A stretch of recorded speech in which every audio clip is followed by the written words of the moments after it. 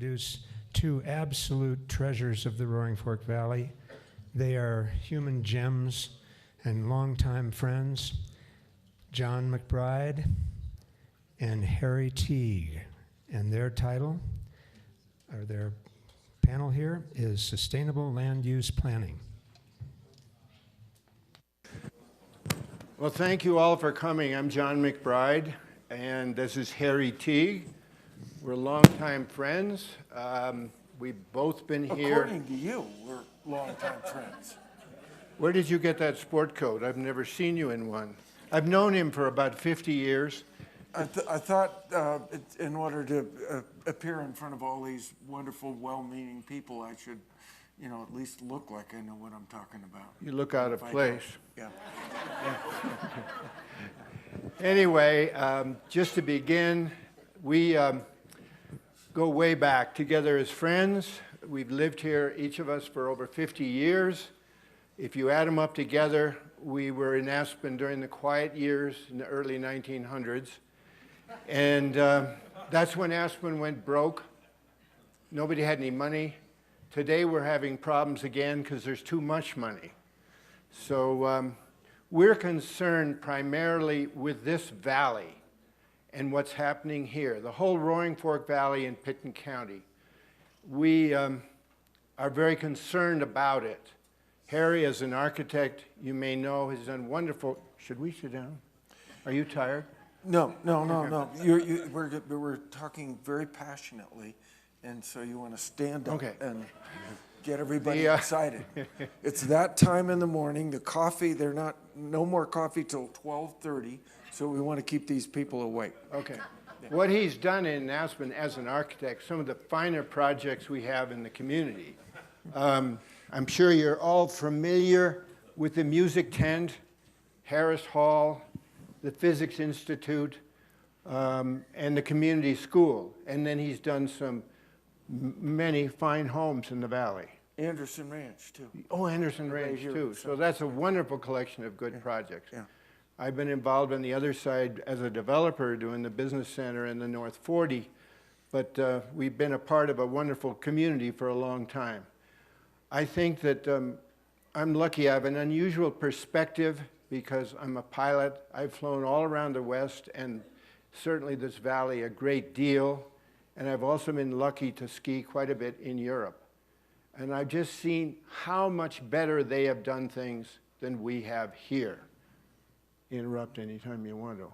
You've been over there too as well. Yeah, well, and just by way of a little bit of introduction, I think John and I noticed that in all of the categories of the different topics that were being talked about, this one of land use we're the only ones talking about it, right? Yes.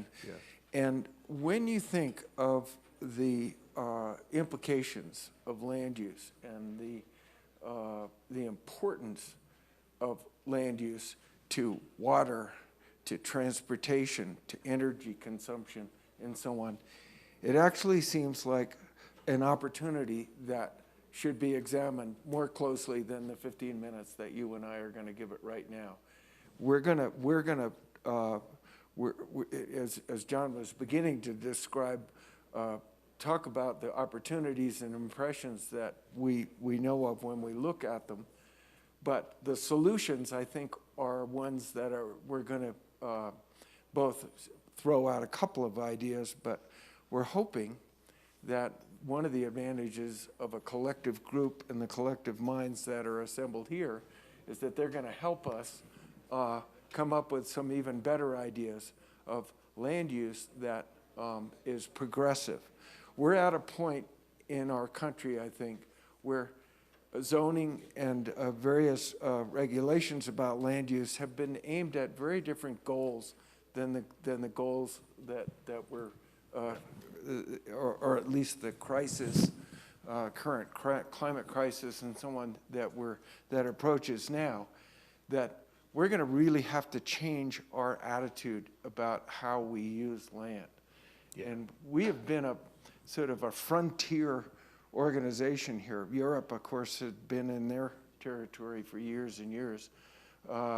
before we got started. And so they've had a lot more chance to mature in their use of land, and maybe are a little bit slower about reacting to it. And so then I go back to you, John, just when you say you're flying over, what do you see that's so, disturbing and stuff? Well, I would, as you probably all know, Americans use about 3 times as much energy per capita as Europeans. I would guess in this valley and Pitkin County may use 5 or 6 times as much.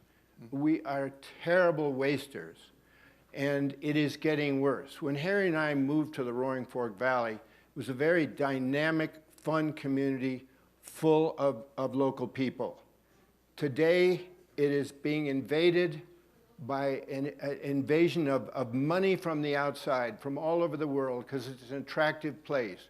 Great skiing, beautiful terrain, good cultural events, great music, and people want to have a piece of it from all over, and we are allowing them to buy in. And our community is being pushed further and further down valley. Highway 82 used to be a lightly traveled 2-lane highway. It's now like Eden's Highway or I-70. There's every morning and every evening, there's bumper-to-bumper traffic for miles and miles, the stupidest thing ever, as our locals are pushed further and further down valley to Newcastle, Silt, Rifle, Glenwood. It is so stupid. Our footprint of carbon emissions is going up all the time. We need to recognize what a gem we have and implement new regulations, I believe. Harry may have different thoughts on this, being an architect. But we have, for the rural areas, a zone called RS30. You can have a home if you have 30 acres. Now, isn't that stupid? There's no density to it at all. And you can build 5750 square foot house if you buy it, but if you buy a TDR, you can pump it up to 10, 11,000 square feet. The energy use on that particular building doesn't go up incrementally according to the square footage. It goes up 3 times as fast, wasting tremendous energy with that kind of building. It's happening also in town where the locals are getting pushed out. It's absurd what we're doing energy-wise and land planning-wise. If you fly over the lower valley, it's just a sea of houses all over the countryside, roads everywhere. It's ridiculous. We can't reverse things, but we could implement ideas to help restore locals back into town. We need more what I would call RO zoning, and that may take buy-downs, but locals should be living there, near where they work. And we should perhaps have a restriction on how many second homes we can have in relation to locals. If you go to some of the European resorts like Cloisters, there are no outside owners. The people of the community own the town. Prince Charles wanted to build a condo or a chalet there, and he was told, no, you can't, you're not a local. So they have a strong attitude that's protection. They worship their communities, they love their communities and want to preserve them. We're just sort of selling out, and we could do much, much better. Yeah, so I guess what we observed anyway is that we're having a confluence of different forces that invite increasing density, which is not a revolutionary concept, but reducing the distances for transportation, reducing the amount of water that's required by each group of people. And this is that while we're seeing this in our area, this is an issue and a tendency that isn't exclusive to our area, for sure. And when you create those sort of tighter communities by allowing that increase in density, there are these byproducts which you were mentioning, which is the strengthening of the social fabric of the community, which then by itself starts to promote sustainable practices. And while I know that the conference has been talking about global issues that are an emergency for sure, and you look at maybe changing things in this local way as maybe not working fast enough, but and that may be true. I don't. These are difficult things. They involve politics. They involve changing, economics and changing people's attitude about density and so on. But ultimately, if we're going to live beyond the emergency that we're going to fix in the next 10 years or whatever, we're going to have to evolve into having land use attitudes and philosophies that are more sustainable than the current ones in the long run. So even though that may not be an emergency fix, it's one that I think is really appropriate and worth looking at. When you and I came here, I came to work for Snowmass for Bill Jans, who started this resort. He was a great admirer of European ski resorts. He had spent a lot of time in the Arlberg in Austria, where there are 3 little villages, Lech, St. Anton, and Zurs. And his initial plan was to have 4 small villages here that were all pedestrian. And you could ski or bike to one or another, but you didn't need a car in the valley. Look what it's evolved into, if I may say so. When you drive in here, you pass an 8-story building. That's so far removed from what his dream was. That should be in Vail. But, so, John, your thoughts,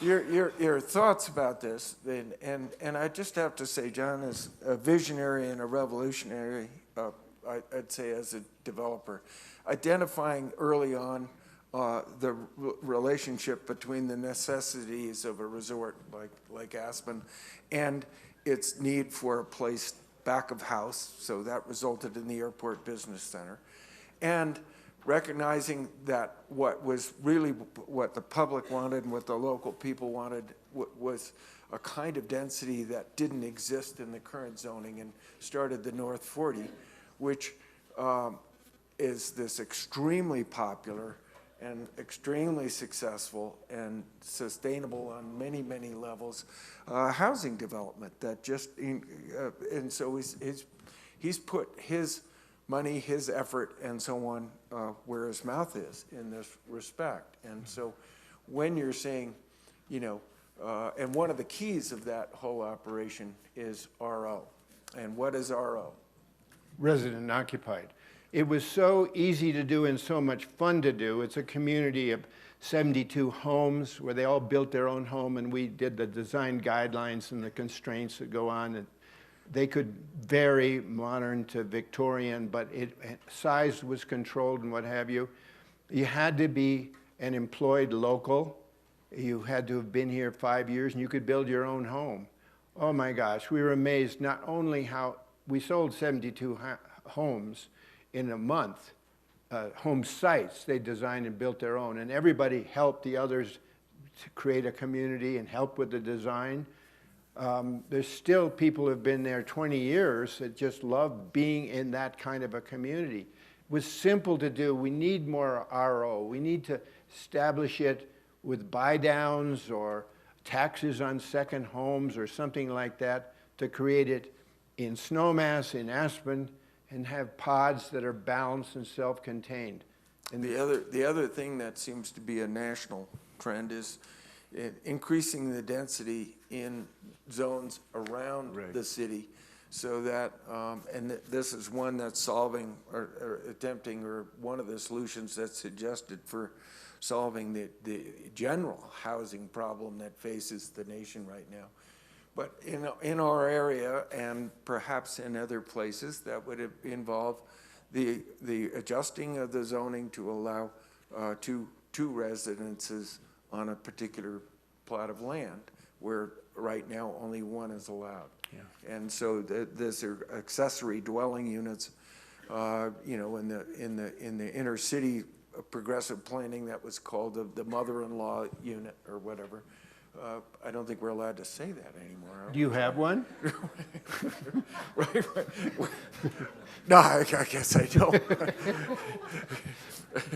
Anyway, but at any rate, the idea is that to allow increasing density, and then I would say the other thing is allowing natural habitat and looking at that and folding that in. Zoning used to be purely economic, purely real estate value. It was designed for all sorts of other issues that were not necessarily far-thinking issues. So I guess what we're really saying is use sustainability as an excuse to, while you're looking at land use regulations, to improve community, improve environment, improve sustainability, etc.